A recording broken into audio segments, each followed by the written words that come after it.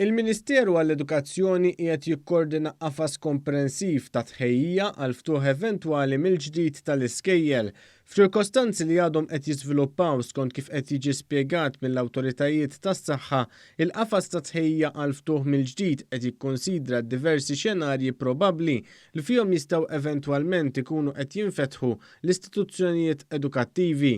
Intqal li għal kull xenarju l-qafas ta' tħejjija għal ftuħ mill-ġdid qed iħares lejn 5 aspetti ewlenin li huma s-saħħa u s-sigurtà, it-tarif, l-iżvilupp u t-taħriġ, il-ħtieġa ta' tagħlim ta' kwalità, il-bżonn li t-tagħlim jilħaq lil kulħadd u l-finanzjament meħtieġ.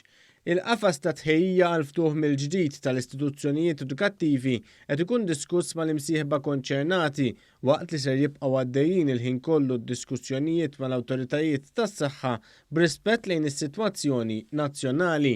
Feruq ix-xahrejn mill-għeluq tal-iskejjel kawża tal-imxija, il-Ministru Owen Bonnici spjega kif dan il-qafas ser ikun qed isib it-triq il quddiem. Dawn huma domandi pertinenti u għalhekk lan illi nniedu dan il-framework illi għandu il-funzjoni illi għal kull domanda jgħaddi proċess ta' konsultazzjoni wara li jieħu l-pariri tal-awtoritajiet tas-saħħa u jagħti triq il quddiem.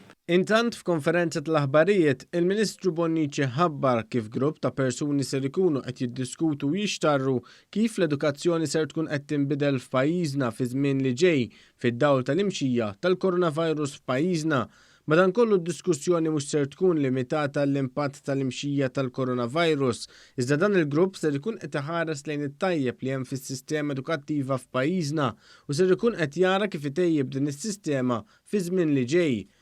It-think tank ser ikun magħmul mill-Professur Edward De Bono, il-Professur Richard England, Dr. Frank Fabri, is-Sinjura Joanne Grima, is-Sinjura Julienne Grima, is-Sur Frederick Schembri u l-Perit David Xwiereb.